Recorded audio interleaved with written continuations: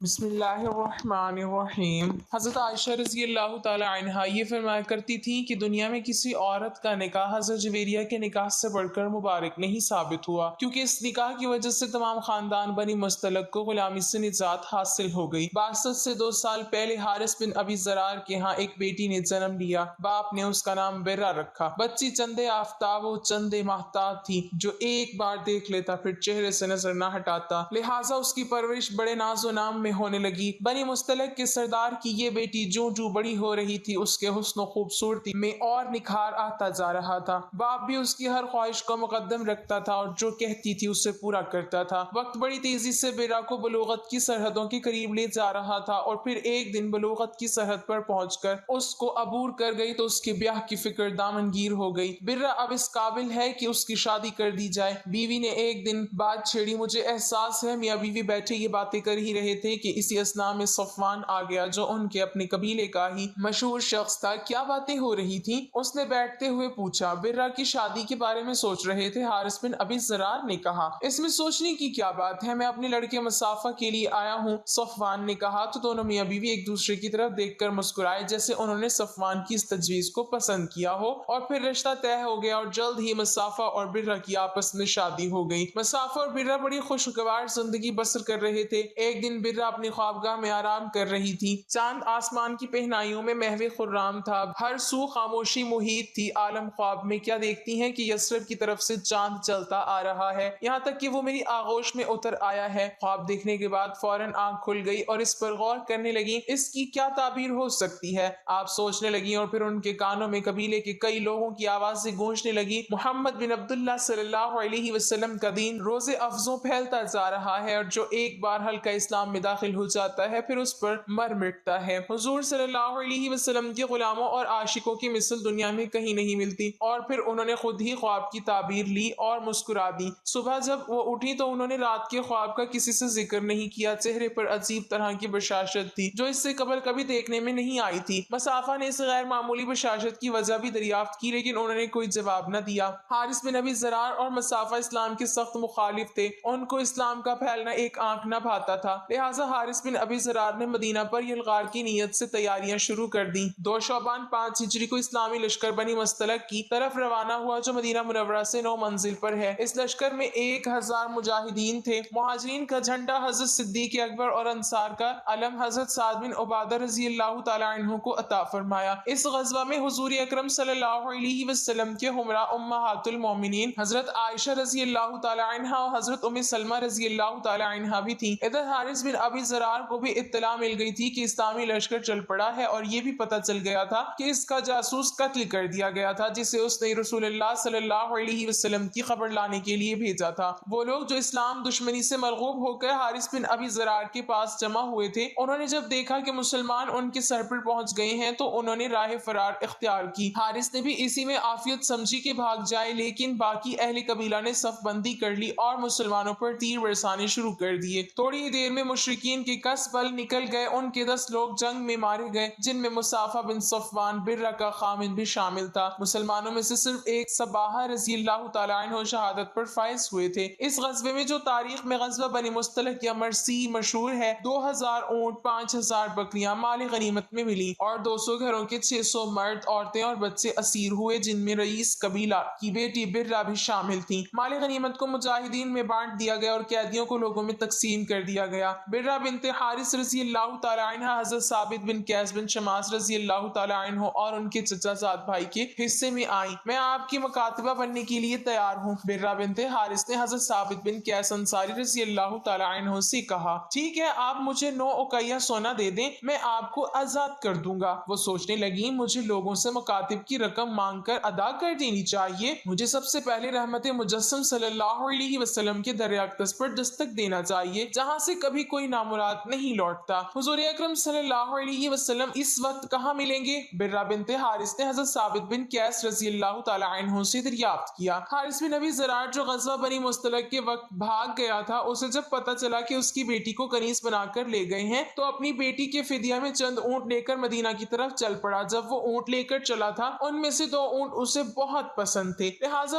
اس نے وادی عتیق کے گھاٹیوں میں سے ایک گھاٹی میں چھپا دیے اور باقی اونٹ لے کر رسول اللہ صلی اللہ सल्लल्लाहु अलैहि वसल्लम की खिदमत अक़दस में पहुंचा। जब वो मदीना मुनव्वरा पहुंचा तो इससे पहले उनकी बेटी रहमतुल्लिल आलमीन सल्लल्लाहु अलैहि वसल्लम से मदद की दरख्वास्त कर चुकी थी। आप बाहर तशरीफ लाए तो हारिस बिन अबी ज़रार ने अर्ज की, मेरी बेटी कनीज नहीं बन सकती, मेरी शान इससे बालातर है, मैं अपने कबीले का सरदार और रईस अरब हूँ, आप इसको आजाद कर दें और ज़र फिदिया ले लें। वो 2 ऊँट कहाँ है जो तुम रास्ते में छुपा आए हो? रसूलुल्लाह सल्लल्लाहु अलैहि वसल्लम ने दरियाफ्त फरमाया और उस घाटी का नाम भी बता दिया जहाँ उन्हें छुपाया था। आपको किसने इत्तला दी? बेशक आप अल्लाह के रसूल हैं। हारिस बिन अबी ज़रार ने कहा और मुसलमान हो गया। बिर्रा बिनते हारिस जब आजाद हो गई तो उन्होंने हुजूर सल्लल्लाहु अलैहि वसल्लम की खिदमत आलिया में ही रहने को फोकियत दी और वालिद के साथ जाने से इनकार कर दिया। जब रसूलुल्लाह सल्लल्लाहु अलैहि वसल्लम को इल्म हुआ तो आप सल्लल्लाहु अलैहि वसल्लम ने हारिस बिन अबी ज़रार रज़ियल्लाहु तआला अन्हु को बिर्रा से निकाह का पैगाम भेजा जो उन्होंने बसत खुशी कबूल कर लिया। हुजूर अकरम सल्लल्लाहु अलैहि वसल्लम ने हजरत बिर्रा रज़ियल्लाहु तआला अन्हु के कबीले के 40 गुलाम भी आजाद कर दिए। आपने बिर्रा का नाम बदलकर जवेरिया रख दिया और इस तरह हजरत जवेरिया रज़ियल्लाहु तआला अन्हा का वो ख्वाब सच्चा साबित हुआ जो उन्होंने कई साल पहले देखा था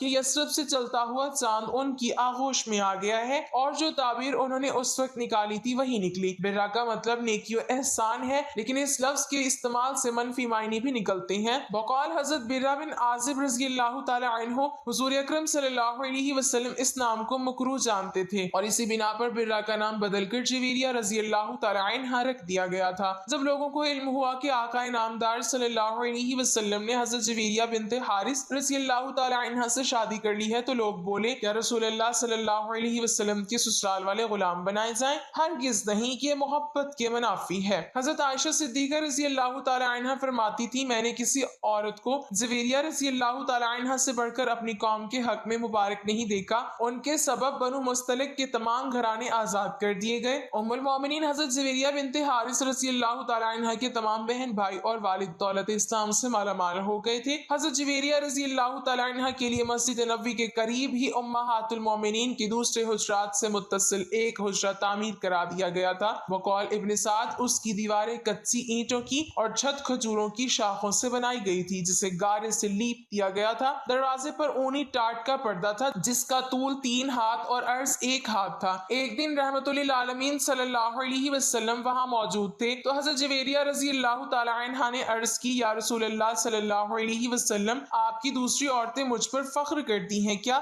जब उन्होंने बताया तो आप सल्लल्लाहु अलैहि वसल्लम ने फरमाया, क्या मैंने तुम्हारे मेहर में बड़ी रकम अदा नहीं की? क्या मैंने तुम्हारी कौम के 40 गुलाम आजाद नहीं किए? हजरत आयशा सिद्दीक़ा रज़ियल्लाहु तआला अन्हा फरमाती हैं, जवेरिया रज़ियल्लाहु तआला अन्हा बड़ी शीरीं मौजू अंदाम मली और साहिब हुस्न जमाल औरत थी जो कोई देखता फरेफ्ता हो जाता था। ज़ाहिरी हुस्न जमाल के अलावा आप बातिनी हुस्न से भी मालामाल थी। बड़ी जाहिदा, मुत्तकी, रास्तबाज, इबादत गुजार, कनात पसंद, मुजस्मा, सब्र रजा, बुर्दबार, हलीम, जूदो सखा, इज्जो इनकसारी, इसार अखलास और जिक्र तिलावत में यकता थी। ये सब खूबियां रसूलुल्लाह सल्लल्लाहु अलैहि वसल्लम की बदौलत और ताल्लुक से निखर कर उभरी थी। अहले सीर बयान करते हैं कि एक दिन हबीबुल्लाह सल्लल्लाहु अलैहि वसल्लम नमाज फजर के बाद सीधे हजरत जवेरिया रज़ियल्लाहु तआला अन्हा के पास से तशरीफ लाए तो उस वक्त वो अपने मुसल्ले पर बैठी मशगूल इबादत थी। नूरे मुजस्सम सल्लल्लाहु अलैहि वसल्लम चाश्त के वक्त उनके पास तशरीफ लाए तो उनको मुसल्ले पर बैठे पाया तो फरमाया, जब से बाहर गया हूँ उस वक्त से तुम इसी जगह यूं ही बैठी हो। अर्ज की, जी रसूलुल्लाह सल्लल्लाहु अलैहि वसल्लम। ज़ौजा मोहतरमा की बात सुनी तो इरशाद फरमाया, जिस वक्त से मैं तुम्हारे पास से गया हूँ अब तक 4 कलमे मैंने पढ़े हैं, अगर उनको उनके साथ मुवासना किया जाए तो तुमने अब तक पढ़े हैं तो यकीनन वो 4 कलमे वजनी होंगे। मेरे माँ बाप आप सल्लल्लाहु अलैहि वसल्लम पर कुर्बान, वो कौन से कलिमात हैं ए अल्लाह के हबीब सल्लल्लाहु अलैहि वसल्लम? हजरत जवेरिया बिनते हारिस रज़ियल्लाहु तआला अन्हा ने अर्ज किया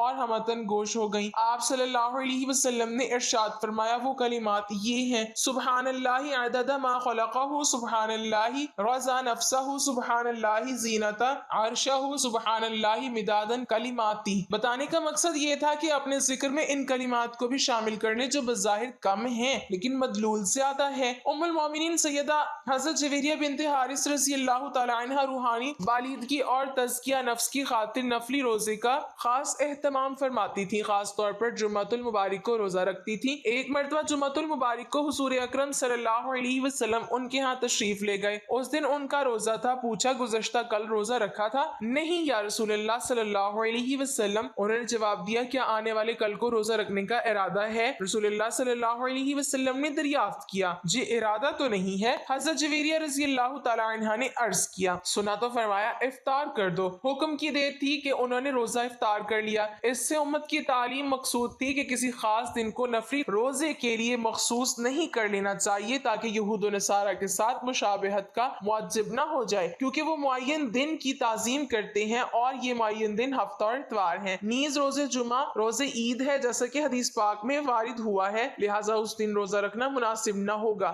ایک مرتبہ آپ صلی اللہ علیہ وسلم حضرت جویریہ رضی اللہ تعالی عنہ کے گھر تشریف لے گئے اور پوچھا کچھ کھانے کو ہے؟ میری کنیز سے صدقے کا گوشت دیا تھا، وہی رکھا ہے، اس کے سوا اور کچھ نہیں۔ انہوں نے عرض کیا تو فرمایا اسے اٹھا لاؤ کیونکہ صدقہ جس کو دیا گیا تھا اس کو پہنچ چکا۔ ام المومنین سیدہ جویریہ بنت حارث رضی اللہ تعالی عنہ حضور اکرم صلی اللہ علیہ وسلم کی زوجیت کے نور و نکہت سے بھرپور فضاؤں میں بے مثل زندگی گزار رہی تھی۔ وہم و گمان بھی نہیں تھا کہ یہ حسین و خوشگوار زندگی صرف 6 سالوں پر محیط ہے اور اس کے بعد وہ بیوگی و جدائی کا داغ دے کر اپنے رفیق اعلیٰ کے پاس تشریف لے جائیں گے۔ جب رسالت مآب صلی اللہ علیہ وسلم نے وصال فرمایا تو دنیا اندھیر ہو گئی۔ یقین نہیں آتا تھا کہ آنکھیں جو دیکھ رہی ہیں وہ حقیقت ہے۔ دل میں ہول اٹھتا تھا، آنکھوں سے اشک رواں تھے، لیکن لبوں پہ یہ الفاظ تھے اے باری تعالیٰ تو جس حال میں مجھے رکھے میں ویسے ہی راضی ہوں، مجھے حوصلہ عطا فرما۔ اس وقت ان کی عمر مبارک 26 سال کی تھی۔ زندگی کی طویل راہیں سامنے پھیلی ہوئی تھی۔ تھوڑے ہی فاصلے پر حجرہ عائشہ صدیقہ رضی اللہ تعالی عنہا میں محبت کرنے والا شوہر اللہ کا محبوب رحمت للعالمین اور خاتم الانبیاء صلی اللہ علیہ وسلم ابدی آرام فرما رہے تھے۔ جب فراق و جدائی کی کسک بہت بےتاب کر دیتی اور ملاقات کو دل چاہتا تو ام المومنین سیدہ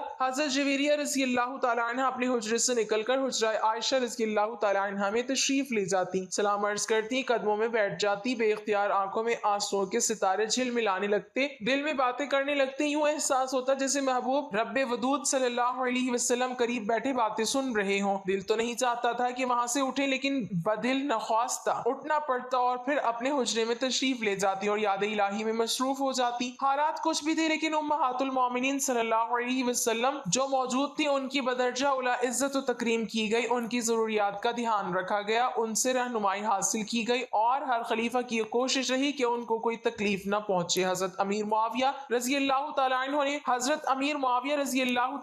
تو امہات المومنین رضی اللہ تعالیٰ عنہ کی خدمت باعث افتخار و سعادت سمجھتے تھے۔ انہوں نے حضرت سیدنا جویریہ رضی اللہ تعالیٰ عنہ کا سالانہ وظیفہ 12,000 مقرر کر رکھا تھا، اس کے علاوہ بھی تحائف ارسال کرتے رہتے تھے۔ حضور صلی اللہ علیہ وسلم سے سیدہ حضرت جویریہ رضی اللہ تعالیٰ عنہ کو جدا ہوئے 45 سال ہو گئے، اس وقت ان کی عمر 71 سال تھی۔ یہ ربیع الاول 56 ہجری کا واقعہ ہے۔ سوچ رہی تھی کہ اسی مہینے میں آقا نامدار صلی اللہ علیہ وسلم سے جدا ہوئی تھی۔ یہاں پہنچ کر ان کی سوچیں گہری ہو گئی۔ محبت اور اتباع کی یہ بھی تو صورت ہے کہ اسی مہینے بلاوا آ جائے، اور پھر بلاوا آ گیا۔ طویل جدائی کے بعد اب وصل کا وقت آ گیا تھا۔ آپ صلی اللہ علیہ وسلم پہلے سے تیار تھے اور پھر روح قفس انصری سے پرواز کر گئی۔ ان دنوں حضرت امیر معاویہ رضی اللہ تعالیٰ عنہ کی طرف سے مدینہ منورہ میں مروان بن حکم حاکم تھا۔ انہوں نے ام المومنین سیدہ جویریہ بنت حارث رضی اللہ تعالیٰ عنہ کی نماز جنازہ پڑھائی اور جنت البقیع میں آسودہ خراب ہو گئی۔ کتب معتبرہ میں ان سے 7 احادیث مروی ہیں، جن میں سے 2 بخاری شریف میں، 2 مسلم شریف میں اور 3 دیگر کتب میں ہیں۔ آپ رضی اللہ تعالیٰ عنہ کی بہن بھائی بھی مسلمان ہو گئے تھے۔ ان کے بھائی حضرت عمرو بن حارث رضی اللہ تعالیٰ عنہ سے ایک حدیث پاک مروی ہے، کہتے ہیں اللہ کی قسم رسول اللہ صلی اللہ علیہ وسلم نے وصال کے وقت نہ دینار چھوڑا، نہ درہم، نہ غلام، نہ لونڈی اور نہ کوئی چیز، صرف ایک سفید خچر تھا یا ہتھیار تھے یا کچھ زمین تھی جسے آپ نے صدقہ فرما دیا۔ حضرت عمرو بن حارث رضی اللہ تعالیٰ عنہ کی بہن سے بھی درج ذیل حدیث مروی ہے۔ رسول اللہ صلی اللہ علیہ وسلم نے فرمایا کہ دنیا بظاہر بڑی شاداب اور شیریں معلوم ہوتی ہے۔ اللہ پاک ہمیں بہتر عمل کرنے کی توفیق عطا فرمائے اور ہمیں نیکوکاروں میں شامل کرے، آمین۔ ناظرین، کمنٹ باکس میں اللہ تعالیٰ کے 99 ناموں میں سے ایک